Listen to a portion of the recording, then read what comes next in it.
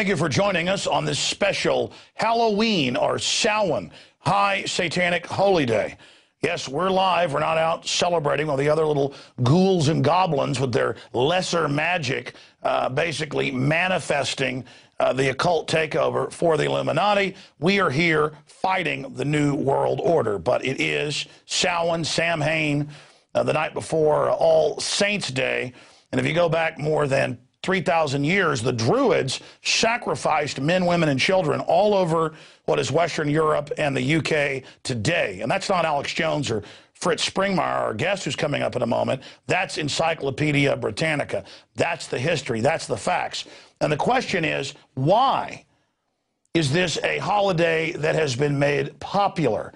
It wasn't even exercised or basically observed in this country until the 1950s, when television made it popular and cute and funny. But the iconography, the symbolism is just amazing. Now, Fritz Springmeier, an amazing author, researcher, West Point grad, patriot, who was a guest of mine, a person I met several times, really is a person who led a very upstanding life, no criminal record, and they set him up 8+ years ago and put him in prison for bank robbery, literally with paid informants and others, putting him under the jail. And Fritz had been raided. Fritz was getting harassed right before all this happened because he was really exposing the Illuminati. Now, we talked for over an hour today on the radio about that. It's posted here at prisonplanet.tv. It'll be posted at our YouTube channel for the general public to inform them and edify them.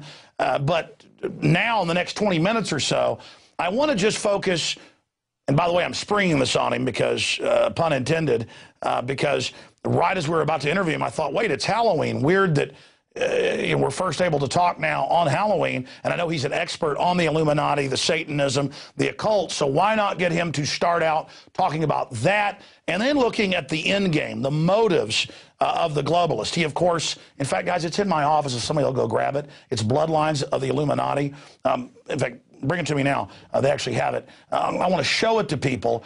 This is the book that we sell at Infowars.com. He's just gotten out of prison, and in the near future, he'll be selling all of his books again. But I asked him on the radio today, where's the best place to get it? And he said Infowars.com, because that's basically how they're operating right now. But this book is amazing, and I've told the story 10 years ago when I first read this. I really had trouble believing a lot of it, even though a lot of it I knew was true, and I'd already documented it. But separately, since then, in my own research, and going back to the Bohemian Grove and infiltrating again, I realized that I really have to accept this book as being the closest thing to reality I found concerning who and what the Illuminati are and what they're into. And I just have to absolutely praise and hail the incredible research of Fritz Springmeier. So I've put the preface out there. I'm going to try not to interrupt him, but he gets my brain burning with awakening and understanding. We turn to Fritz Springmeier. Fritz, thank you so much for joining us. Thank you, and hello to you and all of your listeners out there. You heard my intro. Halloween, what's its history, what's it all about, and why did Madison Avenue popularize it in the 50s with the Monster Mash and the rest of it? What's it really all about? Wow, you hit it in a nutshell right there with the few words that you said. It's an ancient satanic practice. People might say that the Druids weren't satanic, but their rituals definitely are what we would define as satanic. Those of us who are Christians and understand what the Word of God says, the Word tells us that the whole world lies in the power of the evil one. There's an evil power, the Bible names it as Satan, and controlling the world. And so with that understanding, if you understand that there's this force that is manipulating people, you then understand that the agenda that they're working is a satanic agenda. I know this is difficult for a lot of people to accept. Some people say, well, that's just your theory. It's not my theory. It's not my opinion. These people actually worship Satan and see secret. Worshipping Satan is satanic. I don't care. You know, one can live in their own la-la land and pretend that that's not Satanism, but it's Satanism. And Halloween is a satanic holiday. And you'll notice that it's connected with all this death, you know, spiders and spider webs and skeletons. And the whole theme is death, you know, where we are from the kingdom of life.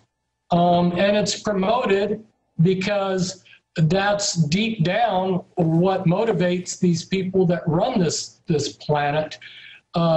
Even if Satan hadn't set them up and put them in positions of power, they would have to become Satanists just simply because, as so many people have pointed out, theology follows morality. In other words, what your morality is, what you do, you're going to look for a religion to justify it.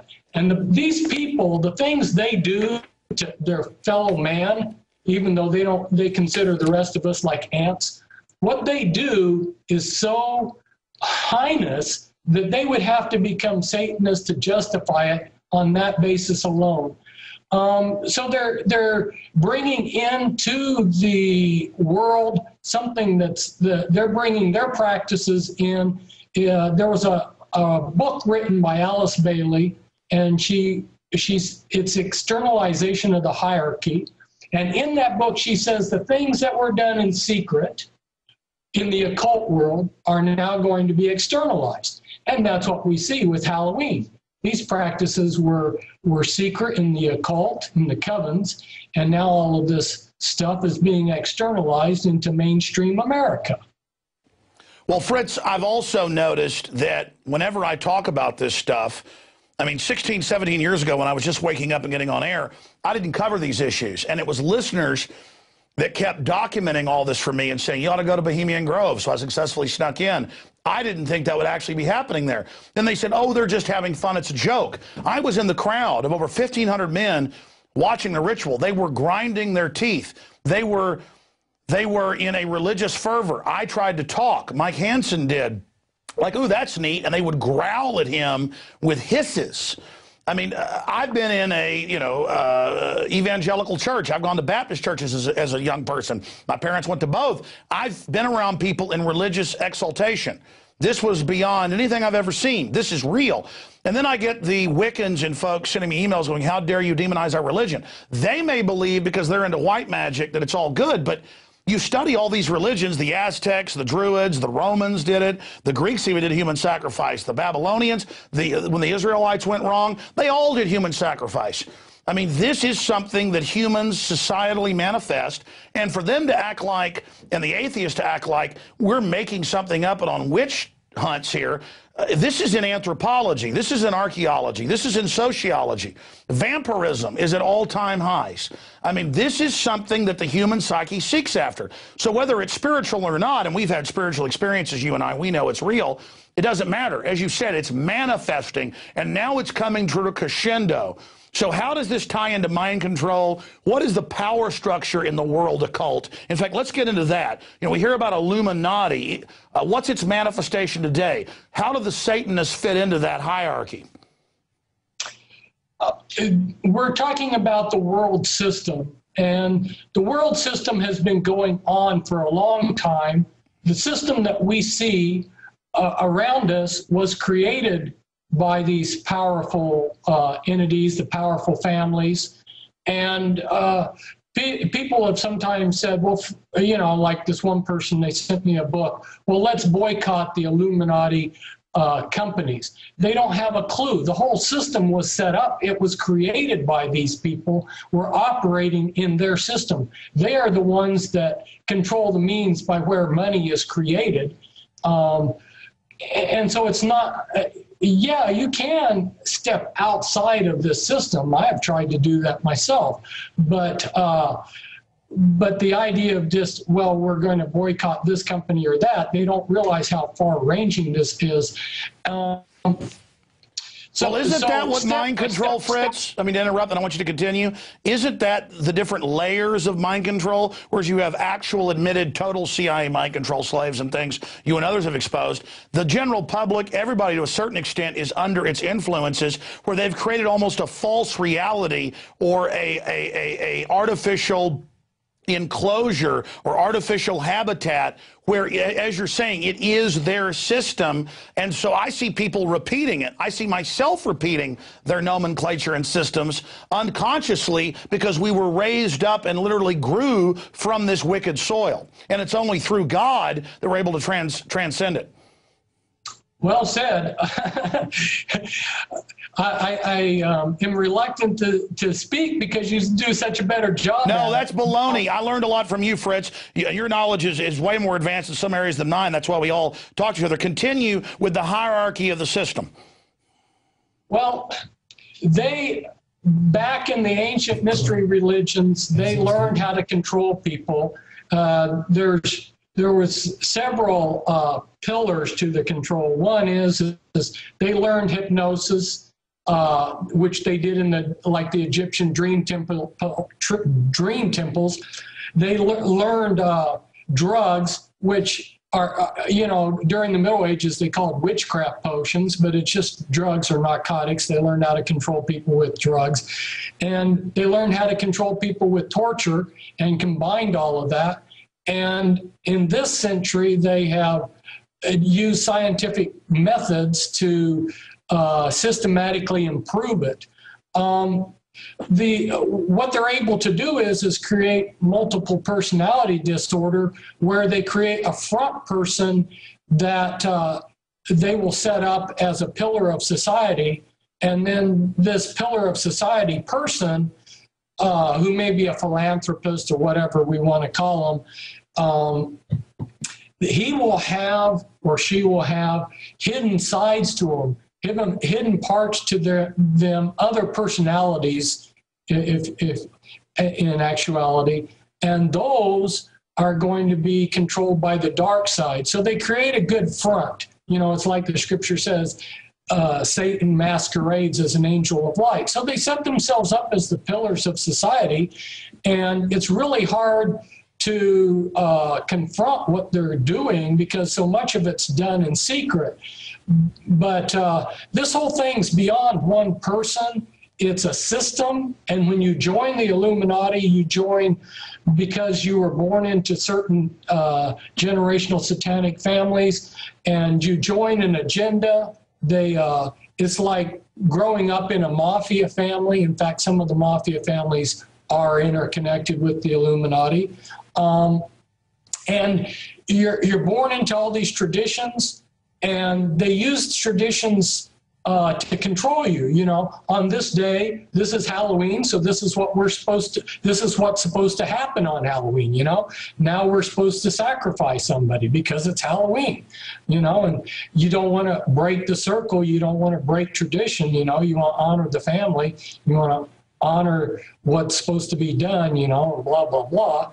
And so the person's trapped in this ritual and carries out this stuff. So it's a system. It's way beyond one person, and it really does disservice if we just yank one person attention. If we take attention and focus it on one person, because that one person is just, like Obama. There's a lot of people upset at Obama, but Obama is just one little cog in this whole machinery. He's the little puppet that the bigger boys are pulling the strings on. Sure, absolutely. Somebody like Obama is a puppet. To get to the core of my question, in your research and the actual power structure, we would say politically, Bilderberg is up at the very top, but it's only one of several different management groups that interlock. If you look at the leadership of Bilderberg, they're the leadership of Trilateral, CFR, Royal Institute of International Affairs. It's a secret room, kind of good old boy mafia commission system. That's the temporal power. But then you find these groups are all obsessed with other secret societies. So I'm saying within the hierarchy globally of the Illuminati that you write about in Bloodlines of the Illuminati, now 10 years later, any revisions or added points you'd like to make when we look at the Illuminati structure, you know, I know it's Luciferians at the top, the Satanists fit in beneath that. How do all these other occultic systems, the kingdom of the cults, fit into this black pyramid? From your research, from top to bottom, what's the hierarchy? You know, from the 13 families to the servant families around them to the 6,000 superclass. How does the Committee of 300 nest within that?